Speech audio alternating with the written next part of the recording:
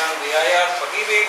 Sa araw na ito, muli, tayo po ay tumatalakay sa aklat po ng Kolosas. At doon nga mga kapatid, nung nakaraan po, napag-usapan natin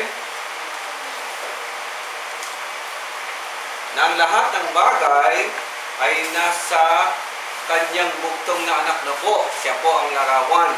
No? Ibig sabihin, yung katangian ng Diyos, yung kapangyarihan ng Diyos.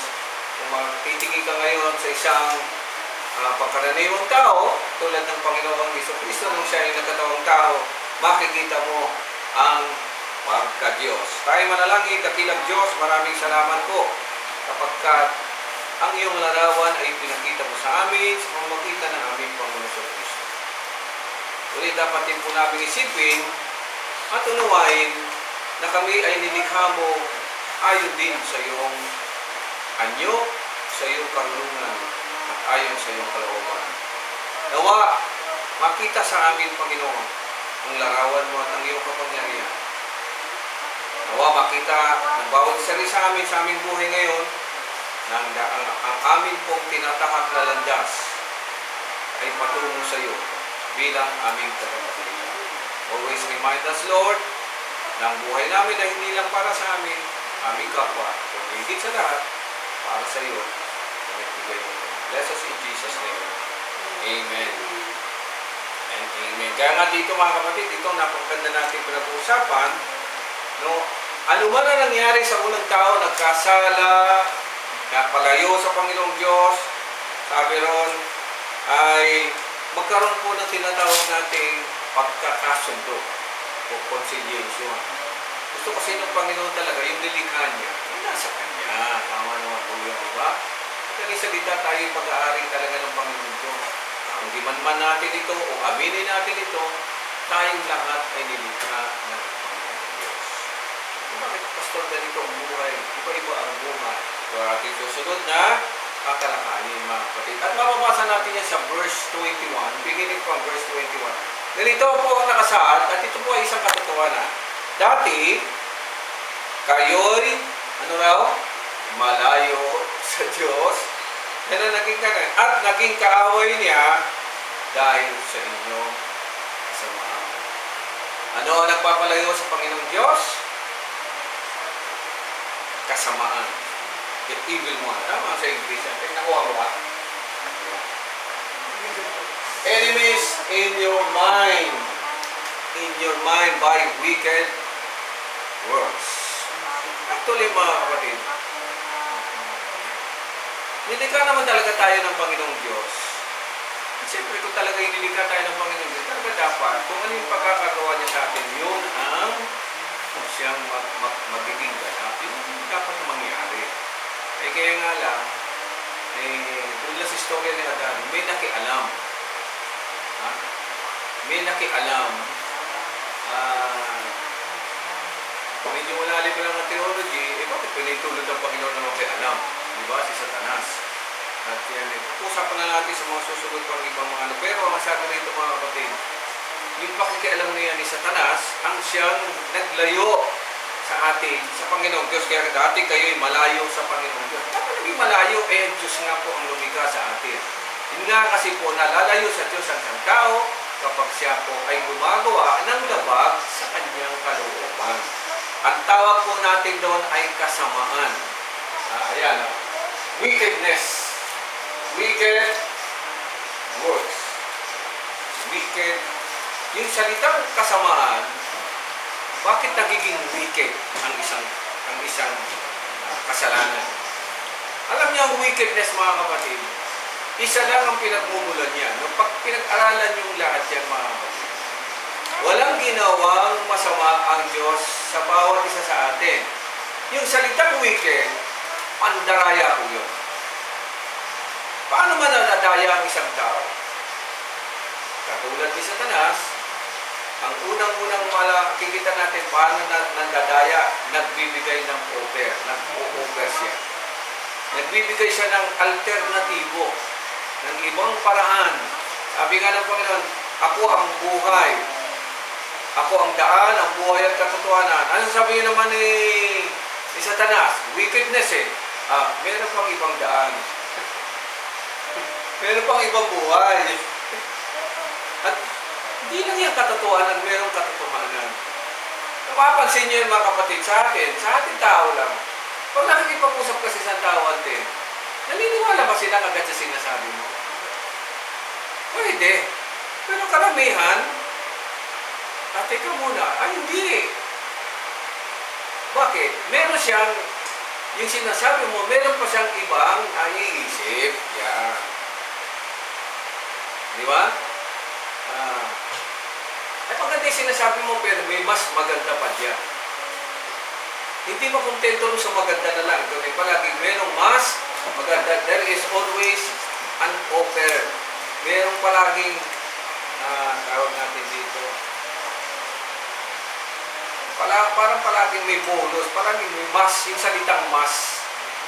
Tandaan po natin mga kapatid, yung nilikha ng Diyos, ang tao, kompleto na po tayo. Kapag ang isang tao ay pinanganak, pag masaling yung mabuti, sa totoo lang, wala na po tayong kailangan.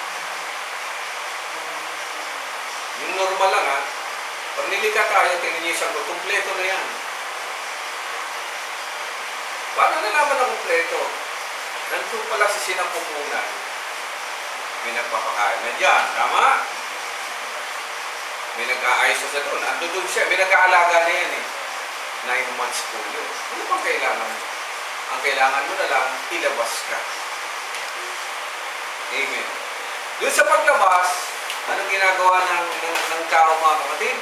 Unti-unti siyang nagiging independent o hiwalay doon sa nagpunti sa kanya. So, ang ginagawa natin mga magulang, tinuturuan na natin sila hanggang sa matuto silang mag-isa na. Ibinibigay natin ang lahat ng kanilang pangangailangan. Bakit? Pag dumedi ba siya, sarili niya yun, bibili ka ng gatas, o kaya padididin mo para siya masuplayan. Usa ba siyang magluluto ng kanyang pagkain? Hindi. Ipagluluto mo yan para siya makakain. Everything is being supplied. Sana nakikita yun ng bawat anak sa kanyang magulang na ganun ang Diyos. Amen? But my God shall supply all your needs. Yun po ay inherit na o likas na sa pagkakalika niya sa atin. Nakikita mo nga yan sa mga anak mo, di ba, sister? Tatlo yan, no? Ay, 4 pala. Gumraduate na yung isa. 4 yan. Ngayon, 3 na lang. Sino ba nagbibigay ng lahat ng pangangailangan? Ikaw. Ikaw nagsusupply.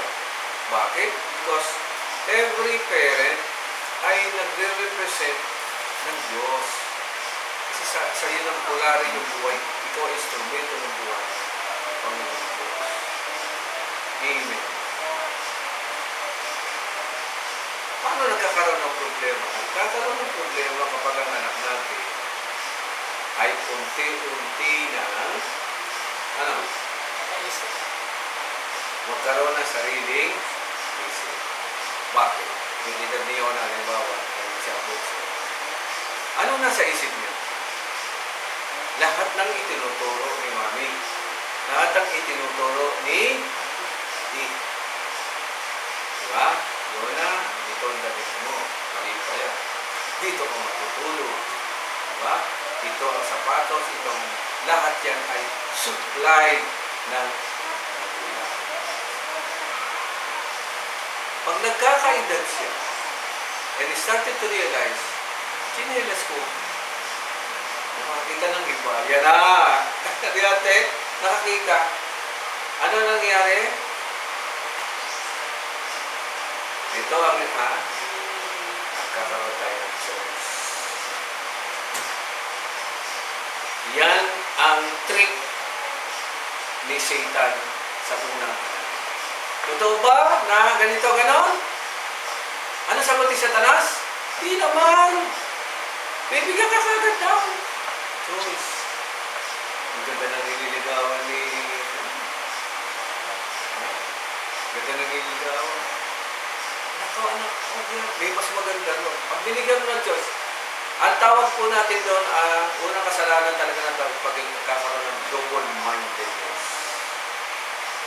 Kasi ang Diyos, hindi po yan double-minded. Hindi yun babago-bago ng isip. Kung ano ang sabihin, kung ano sabihin ng Diyos, mangyayari. Wala nang iba yun.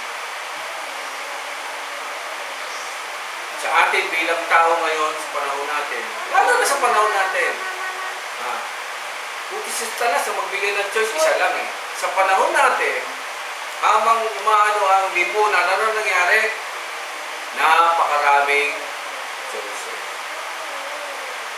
Naalala nyo, nung nag-exam tayo, multiple choice. Naalala nyo?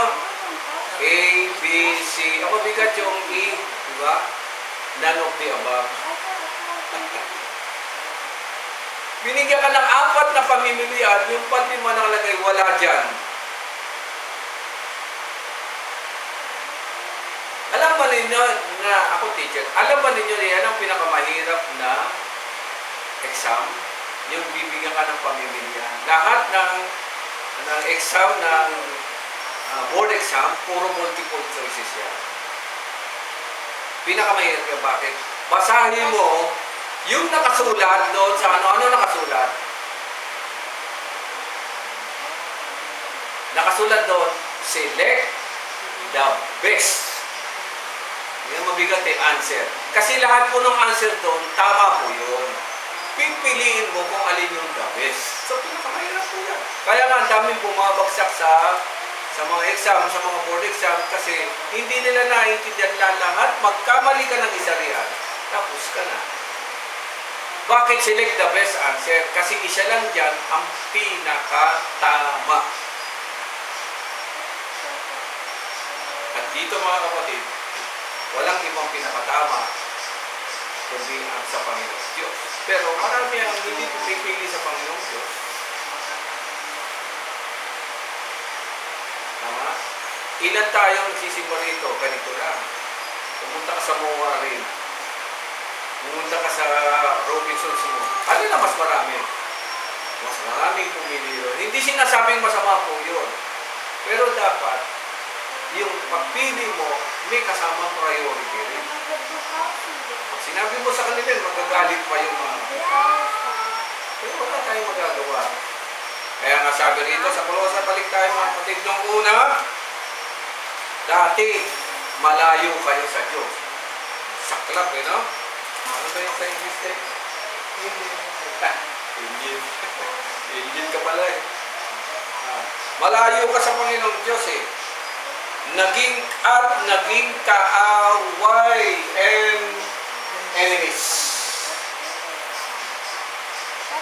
Ano ba ang enemy mga kapatid?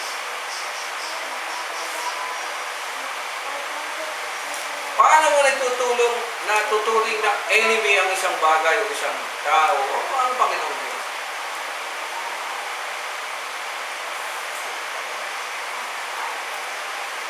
Sabi nga ng ito kasama ko ang aking best friend and my best enemy.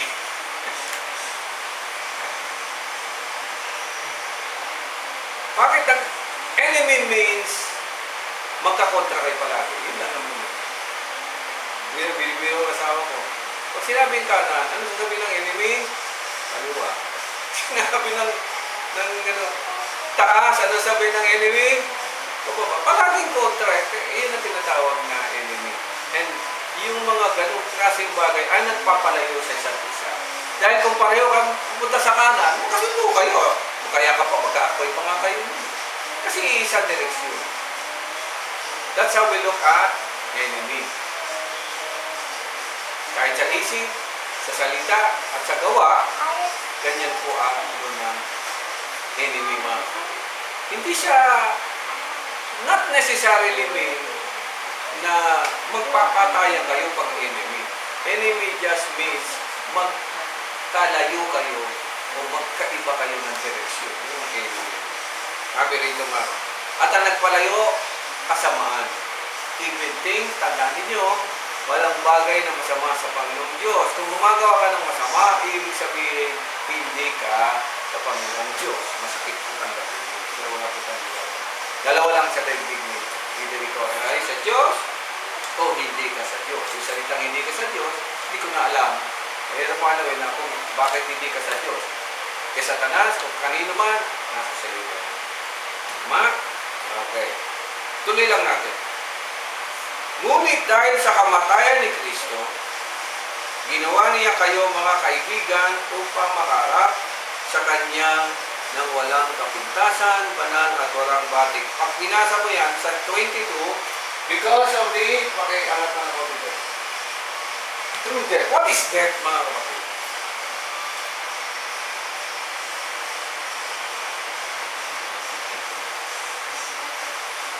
Thanatos. Pag ginawa mo sa kanili, Thanatos. Ang ibig sabihin lang ng death, separation. Yan lang po ang meaning nyo. Hindi po the end. Separation. Amen? Eh di ba malayo na tayo sa Panginoong Diyos? Yun nga po. Tama? Now, dahil sa kamatayan ni Kristo, bakit ano ang ginawa ni Kristo? Namatay. Anong meaning doon? Anong meaning ng death?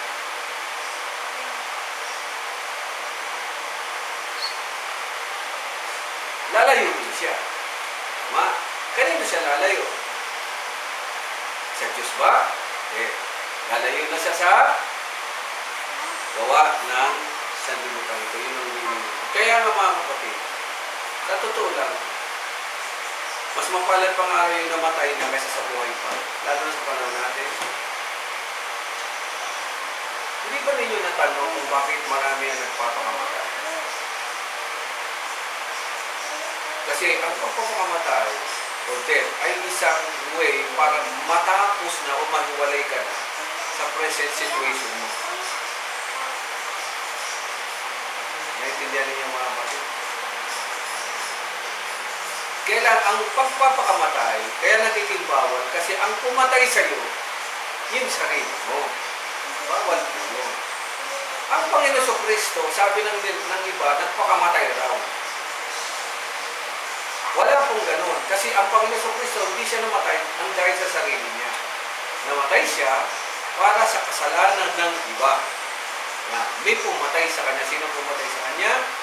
Ang mga Romano. Pinatay siya. Ang hindi nila nakikita, pag pinatay mo ang Panginoon Kristo, meron siyang taglay sa katawan niya na pag namatayan, mawawala, mahiwalay siya sa pita ng yaman. Amen? Andaan niya mga... Pag namamatay, ano bang namamatay sa isang tao? O, si Timothy, ano namamatay? O, pita lang, yung laman lang yan. Tapos yung kaluluwa, nandiyan pa rin. Tapos yung spirito, meaning ang babalik yan sa nagbigay. Ito pala. So, hindi talaga siya the end. Katulad yan, may namatay sa natin, di ba? Kilala natin, hindi natin banggitin. Nawalay ba talaga siya? Hindi, nariyan pa rin siya eh. Yung katawan niya lang ang... Tama? Ganun niya. May yung judgment sa kanya, wala na sa atin yun. Kasi hindi tayo judge eh. Kung ano man ang ginawa niya, wala sa atin. Maski ako, ang pastor, hindi ako pwede magsabi na ganito. Wala, hindi ko kasi trabaho yun.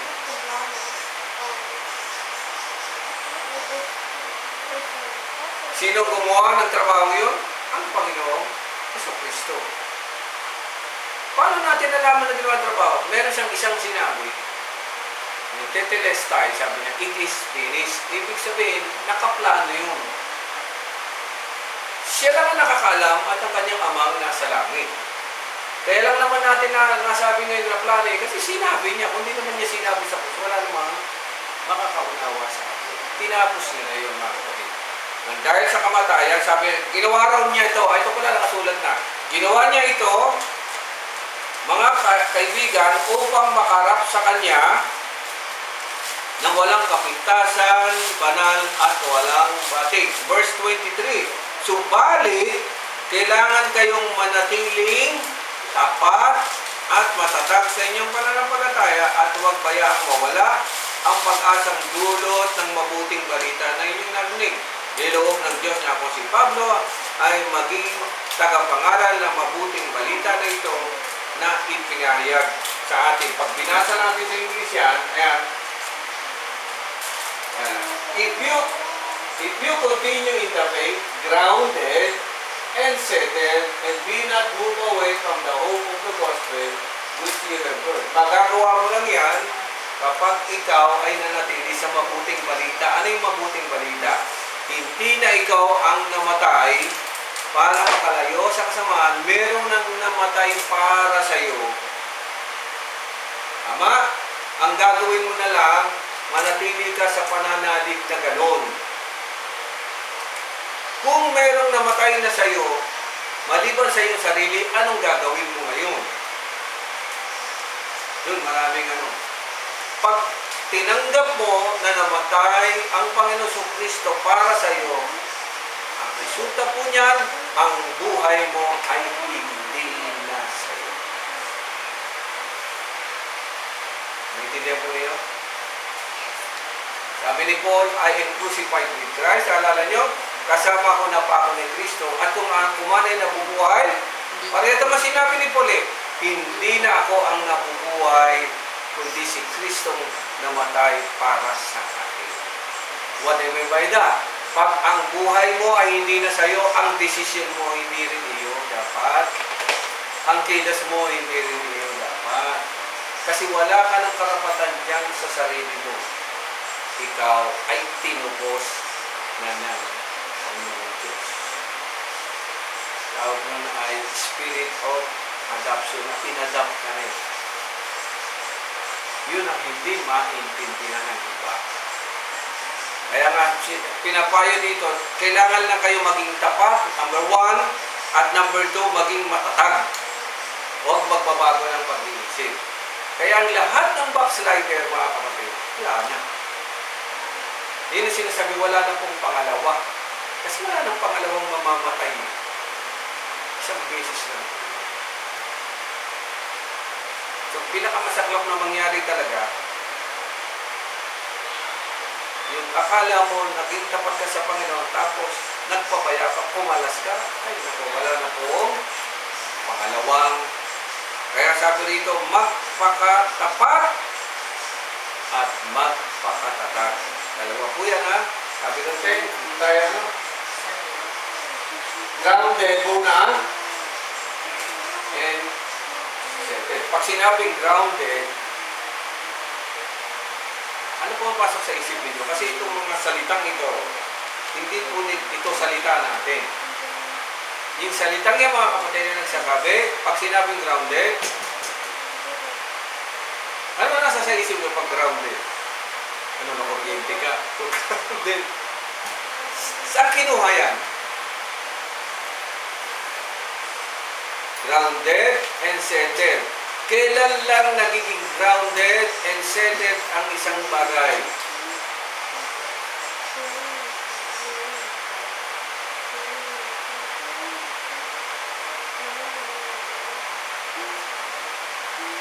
Diba? Ang Panginoon Kristo nagpaliwanag na rin yan. Ang nakikinig at tumutupad ay natutulad sa 4 na bagay. Para siyang the parable of the seed. Naalala ninyo?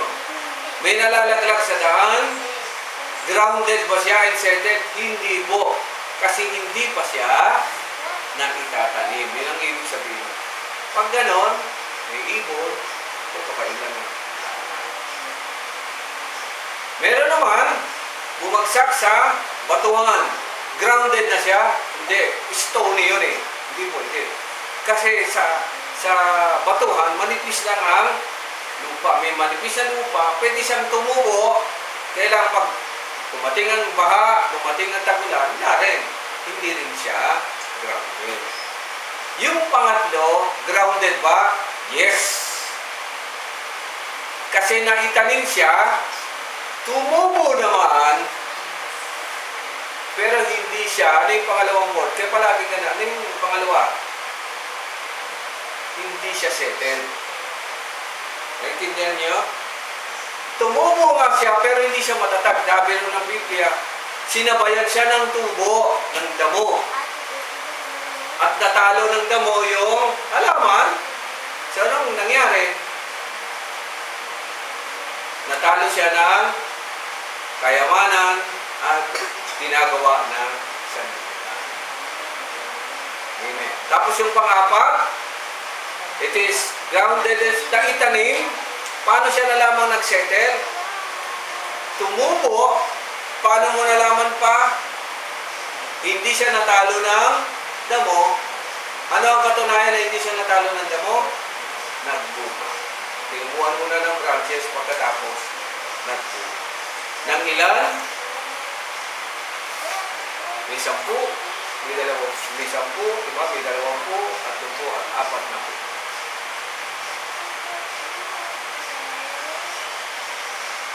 Yeah. Karamihan kasi sa mga nananampalataya kuno, grounded lang, okay naman yun sana, pero hindi nagbunga. Ang karamihan nangyayari kasi sa panahon natin, tutuwin na natin, sinasabayan ng damo. Tutubukan nga, sasabayan ka naman ng damo. So pag hindi ka maingatan ng mangyari, ang damo ba, itinatanim? Kusa siya. Ba? Bakit nga ba yung damo? No? Parang iba lang, Bermuda grass, yung pang-design. Tinatanim talaga yun. Pero talagang ordinary yung damo. Yung talaga tutubo na kanya, misa mas mataas pa. Misa mas maganda pa, bulaklak ng damo kaysa sa iyo. At ang saklap sa damo, yun lang napuna ko. Iisang halaman, anong gagawin ng damo? Kung meron isang halaman tumubo, anong gagawin ng damo? Paano po niya tatakpan niya? Palilibutan niya. Wala naman damong tumubo lang sa dapat eh. Kung tatawag pa yun ng kapwa, paliligiran ka, hanggang sa matabunan ka na, hindi ka na makakita. So, ano ang dapat gawin sa damo, mga kapatid? Pag tumutubo na yung damo sa paligid, ano dapat gawin? Tumutin mo, tapasin mo, ikaw na tumabot. At pag hindi mo ginawa isang araw, mas tataas pa sa sayo. At minsan yun ang problema natin, mga Kristiyan, takot tayo magbulod ng damo. Kasi minsan, napapasama ka pa, ganyan ka lang, nakakaalam ka lang, napakasuplado mo, ito kung ano sinasabi. At dapat maging maingat eh. Kung ayaw nila makinig, anong gagawin? Yan, mga sila. Wala ka naman magagawa ito.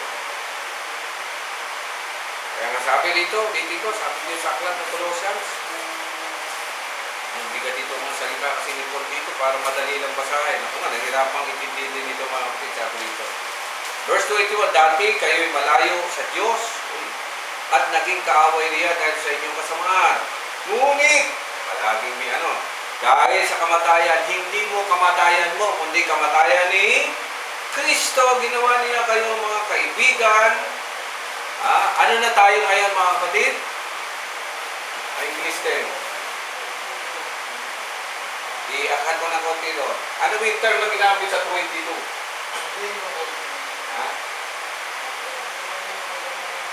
Is blessed through death to present you holy in the body of His flesh, to present you holy and unblameable and unreprovable in His sight. Hindi ka na pwedeng grabe dito. Kapatid, ginawa niya kayong mga kaibigan upang makarap sa Kanya. Wala yung kaibigan salita. Wala. Yan na agad.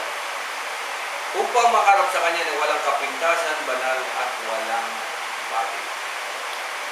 Sino may nagsulat ni mga kapatid? May punto sa nito. Sinabi kasi ito ng Panginoon. Sabi ng Panginoon, hindi ko na ituturing na alaga, di ba?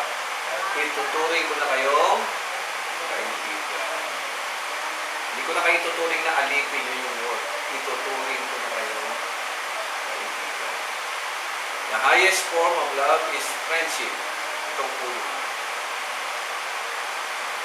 Sa libutan, baligtad, the highest form of friendship is love. The highest form of love is friendship. Pinakamataas yan. Kapag kaibigan mo isang tao, ibang klase, iba nang ibig sabihin mo.